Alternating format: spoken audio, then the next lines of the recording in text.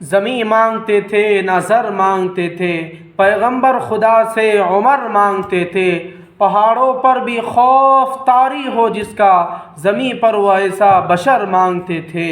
تاریخ عالم نے ہزاروں جرنیل پیدا کیے، لیکن دنیا جہان کے فاتحین سیدنا عمر فاروق رضی اللہ تعالی عنہ کے سامنے سارے کے سارے طفل مکتب نظر آتے ہیں اور طفل مکتب لگتے ہیں، اور دنیا کے اہل انصاف سیدنا عمر فاروق رضی اللہ تعالی عنہ کی عدل پروری کو دیکھ کر جی کھول کر ان کی تعریف میں رطب اللسان ہے۔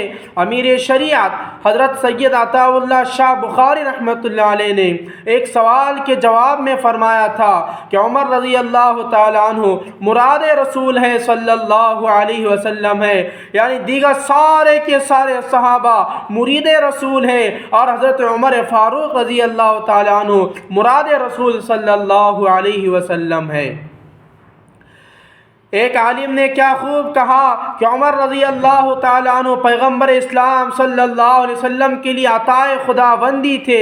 ان کے علاوہ اور بھی بہت سے علماء اسلام، حکماء اسلام اور مستشرقین نے اپنے اپنے لفظوں میں بارگاہ فاروقی میں عقیدت کے پھول نچھاور کیے۔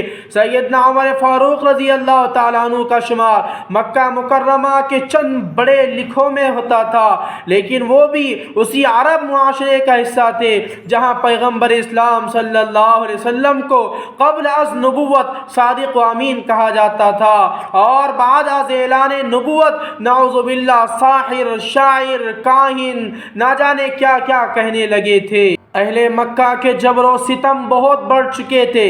صحابہ کرام رضی اللہ عنہم سر عام تبلیغ تو درکنار عبادت بھی نہیں کر سکتے تھے، چھپ کر دین اسلام کی تبلیغ و عبادت کی جاتی تھی۔ صحابہ کرام رضی اللہ عنہم اجمعین کی تعداد اس وقت 39 تھی۔ ایک رات بیت اللہ کے سامنے عبادت کرتے ہوئے پیغمبر اسلام صلی اللہ علیہ وسلم اپنے پروردگار سے عجیب دعا مانگی کہ یہ دعا عجیب شے مانگی، کسی کے وہم و گمان میں نہیں تھا کہ دعا میں یہ بھی مانگا جاتا ہے۔ اسلام کی بڑھوتری کی دعا کی جاتی ہے، اہل مکہ کی ایمان لانے کی دعا کی جاتی ہے، دنیا عالم میں اسلام کی اشاعت کی دعا کی جاتی ہے، یا اہل مکہ کے ظلم و ستم کی بندش کے لیے ہاتھ اٹھائے جاتے ہیں۔ لیکن میرے عظیم پیغمبر صلی اللہ علیہ وسلم نے دعا کی کہ اللہ عمرو بن ہشام اور عمر بن خطاب میں سے کسی کو اسلام کی عزت کا ذریعہ بنا۔ نبی کریم صلی اللہ علیہ وسلم نے مکہ مکرمہ میں 2 لوگوں کو نامزد کیا اور فیصلہ خدائے علام الغیوب پر چھوڑ دیا کہ اللہ ان دونوں میں سے جو تجھے پسند ہو وہ دے دے مجھے۔ اللہ تبارک و تعالیٰ نے پیغمبر اسلام صلی اللہ علیہ وسلم کی دعا کو شرف قبولیت سے نوازا، اور اسباب کی دنیا میں سیدنا عمر فاروق رضی اللہ تعالیٰ عنہ کے اسلام لانے کا سبب یہ بنا کہ ایک روز تیغ برہنہ لیے جا رہے تھے، راستے میں بنو زہرہ سے تعلق رکھنے والا ایک شخص ملا جس نے پوچھا کہ عمر خیریت، کہاں کا ارادہ ہے؟ کہنے لگے محمد کو قتل کرنے جا رہا ہوں، اس نے نئے دین کا اعلان کر کے مکہ والوں میں تفریق کر دی ہے، کیوں نہ اس قصے کوئی ختم کر دوں۔ بنو زہرہ سے تعلق رکھنے والے شخص نے کہا عمر اگر تم نے ایسا کیا تو کیا بنو ہاشم اور بنو زہرہ تم سے انتقام نہیں لیں گے؟ کہنے لگے حضرت عمر بن خطاب لگتا ہے کہ تم بھی اس نئے دین میں شامل ہو چکے ہو۔ انہوں نے کہا پھر پہلے اپنے گھر کی تو خبر لے لو، تمہاری بہن و بہنوئی مسلمان ہو چکے ہیں۔ جلال میں نکلنے والا عمر سیدنا عمر بن خطاب رضی اللہ تعالی عنہ سیدھا بہن کے گھر پہنچتے ہیں۔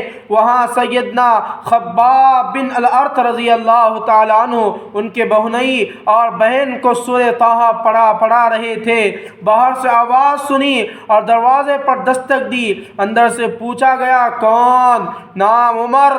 نام سنتے ہی سیدنا خباب بن ارت رضی اللہ تعالی عنہ چھپ گئے۔ عمر نے رضی اللہ تعالیٰ عنہ نے آتے ہی پوچھا تم لوگ کیا پڑھ رہے تھے؟ انہوں نے بات ٹالتے ہوئے کہا کہ ہم آپس میں باتیں کر رہے تھے۔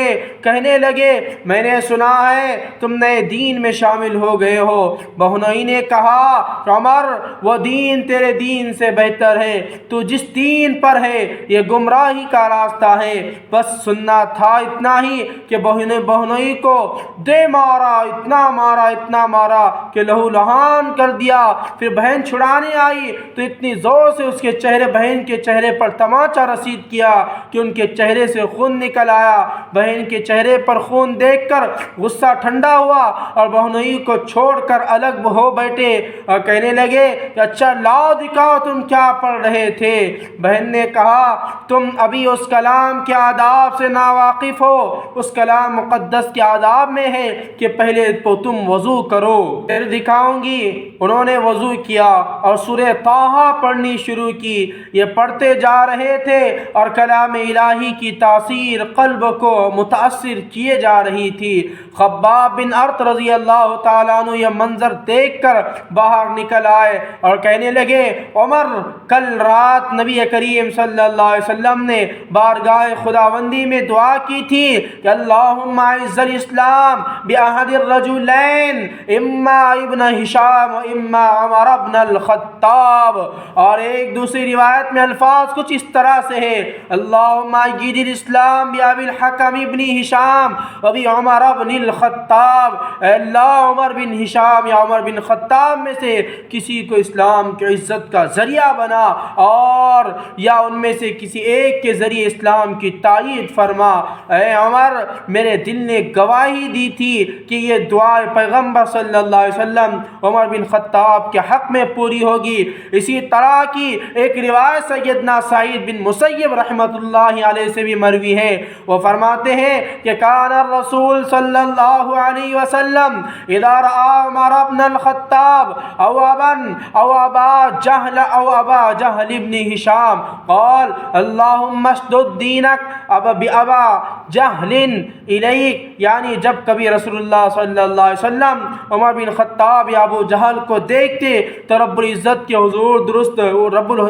حضور صلی اللہ علیہ وسلم اللہ تعالیٰ کے سامنے دست یعنی ہاتھ پھیلا کر اللہ سے مانگتے اور کہتے کہ مجھے عمر بن خطاب یا عمر ابن ہشام دونوں میں سے کسی کو اسلام کی دعوت، اسلام کی نعمت سے سرفراز فرما، اور ان میں سے کسی کو اسلام کی دولت سے نواز دے اور ان کے ذریعے سے اسلام کو عزت عطا فرما۔